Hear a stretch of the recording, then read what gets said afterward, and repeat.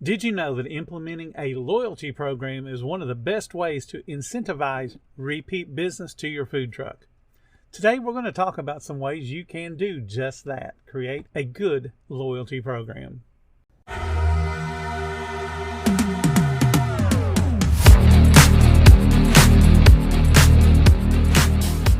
Welcome to the 10-Minute Food Truck Training Podcast. My name is Bill Moore. I am a food truck business coach, author of 5 food truck vending books, including Food Truck 101 and Food Truck 201. This podcast is all about helping you start and grow your food truck business. Every cup of Nespresso coffee is an invitation to transform your morning routine into a ritual you can treasure each and every day. Using the Vertuo Pup, a simple touch of the button freshly brews bold aromas and a rich, velvety crema layer for delicious cafe-quality coffee at home. Whether you enjoy your coffee hot or over ice, every sip, every morning is unforgettable. Nothing tastes like Nespresso coffee. Visit Nespresso.com or our app to explore our full range of easy-to-use machines and coffees not found anywhere else. The food industry in general is tied so closely to fluctuations in the economy and just consumer behavior in general when it comes to the fad foods and fad diets that we in the restaurant industry have to depend on customer loyalty just to survive. And this is certainly very true of food truck. And we want to develop regular guests. We don't want the one-off people that are one and done and we never see them again, because you'll eventually run out of population in your neighborhood or your community. So we've got to have a number of those people come and see us time and time again. So did you know that Harvard Business Review says it costs between 5 and 25 times as much to acquire a new guest as it does to just create a repeat loyal guest? Because those loyal guests are already familiar with you. They already like your food truck. So it's not an uphill battle to get them to come back as long as you execute everything the first time they come to visit. That same Harvard Business Review found that just increasing your guest loyalty by as little as 5% increases your overall revenue between 25 and 95%. So just imagine getting somebody to come back and see you more frequently, just an occasional more frequently, can lead to a 25% increase in your sales. One other thing that great customer loyalty or great guest loyalty boosts is your ability to upsell and cross-sell. Because those guests are already familiar with your menu. They're more susceptible to try things because they already know how good your food is. They already know how good your flavors are. So you can get them to try the more expensive things. You can get them to add on things to give a little bit of a tweak to their normal meal. And those customers are statistically more likely to buy more stuff from you than they originally planned. And then if you have a loyalty program that's tied to them either buying a certain product or racking up points, then they're more likely to add on those little things to get those points to add up quicker. So here's some ideas that you can do to create your loyalty program. You can have a points-based system. That's the easy one. That's the one that helps people to buy desserts, because as they increase their dollar value per ticket, they get a certain number of points back. So how it works is they come in, they purchase something, and then you have points associated with the dollar amount that they spend. And it could be just as simple as they get a point for when they show up to the food truck, or mini points. So every visit is a certain number of points. The more visits they rack up, the more points they get, which they can then redeem for either discounts or a free food item or a certain dollar amount off. So it encourages folks to come back. This is especially effective when you work in a downtown area where people are having to get out and go grab some lunch. If they're going to have to eat lunch out 5 days a week, they might as well eat with you several days a week and accumulate those points to help them to get a free meal coming in the future. Just as an example, a food truck that I know has a loyalty program that's tied to a point system. And then as the guest comes in and accumulates points, they can redeem the points starting with something very inexpensive like a canned soda or a bag of chips or a side item. And they can just move on up the menu. The more points they accumulate, the more value the product has to them as a consumer when they redeem it. So if they get like 300 points, they can get a full entree or a full sandwich. So it's all dependent upon your P&L and how your food cost is operating. The point system is something that many people are accustomed to. Airline miles is essentially a point system. They just call it miles rather than points.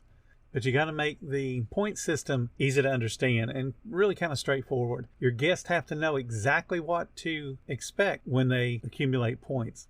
Many POS systems will track points, and most POS systems will also let the guest know where they stand point-wise on the receipt. So make sure you're pointing that out to the guest if you're printing off receipts. And if you're not printing off receipt, look at your screen and say, okay, you got 25 more points to go, and you'll get a free coffee or a free side item. You can do the more common item-based reward system, and basically that's a punch card. You buy 10 hot dogs and you get one free, or buy 10 meals and you get a meal free. That's the old school system, and if you don't have a full-fledged POS system that'll track your loyalty, or you don't want to spend the extra money for the loyalty program, this is an inexpensive way to do it. It does require the guest to have to walk around with that card all the time. Then you got to have some type of policy for when they lose the card. And they say, oh, it's down to only one punch left and I lost my card. So you got to kind of have some kind of policy that will account for those lost cards. But those do work well, and we've been doing those since the 80s that I know of, and I would imagine prior to that. Now, if you only reward one type of product, you're going to alienate the other loyal customers that may not care for that particular product. So it's pretty easy if you're just a hot dog cart, for instance. All he sells hot dogs. You don't really care whether they get a chili dog or one that's got mustard on it, as long as they're buying a hot dog.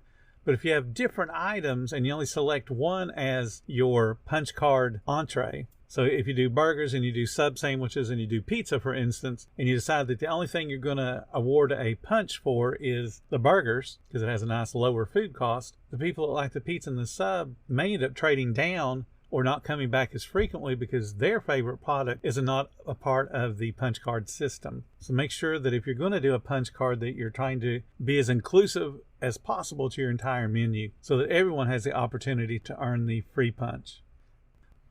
Another thing that you can do would be to reward loyal members with exclusive experiences. Like you could give them a private one-on-one cooking class with you as the chef. You could reward them with something that's going to be really, really hard to pass up. You know, if you collected a bunch of your recipes and turned it into a book, you could make that a part of the reward program as well. You know, so many points and you get a free book and I'll autograph it, take a picture with you, that kind of thing. You could do promotional rewards. And in this type of program, the members receive rewards, but they have expiration dates that encourages them to come in within a specific window. Back in the day, we did coupons, and the coupons would have an expiration date on them. And that would force people to either spend the coupons as soon as they got them so they wouldn't forget about them, or we would see a whole bunch of people try to turn them in right when the time expired. So we'd have two little peaks in our sales trends, but you could offer those to everybody that's on your reward program because you'll have that information. You could send them to a specialty group on Facebook that's only for reward members, your loyalty program members. And then within that group, you make it a private group. You only let them in when they give you whatever information it takes to get your loyalty program started. You let them in, and then those folks are the only one that sees specials just for them. So it makes them feel like they're getting more value out of the reward program. And you see this a lot in airports, again, using the miles. Certain credit cards get you into certain lounges, gives you that feeling of exclusivity. And that's what you would be creating with your reward program. This is exclusive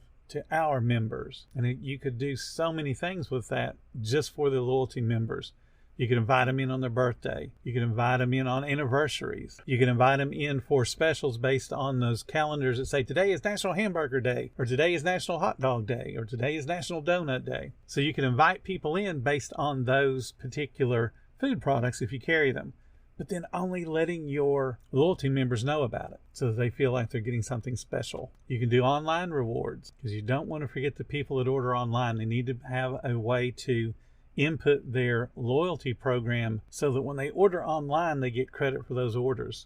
So you got to remember that, and that helps to encourage them to order online. Helps you to keep your lines thinner and have better organization over the orders coming in. So you have to have that ability also online for when people go to place an order, they could cash in their points if they needed to. So they could get that free meal or that free sandwich or the free coffee. So don't forget about the integration all across the different ways that people order. That's what gives your loyalty program a lot more validity, a lot more weight, and a lot more value. And it encourages your guests to use it. Because remember, it costs way less to get somebody to come back and see you tomorrow that's already eating with you today that it does for you to find somebody. You think about placing ads on Facebook. That costs you money. The loyalty programs help to keep the people that are already coming to your food truck, to keep them loyal, to keep them coming back more frequently. And just like we started the conversation with, if they only come back 5% more, that increases your sales without you having had to do anything other than create a loyalty program that encourages them to come back.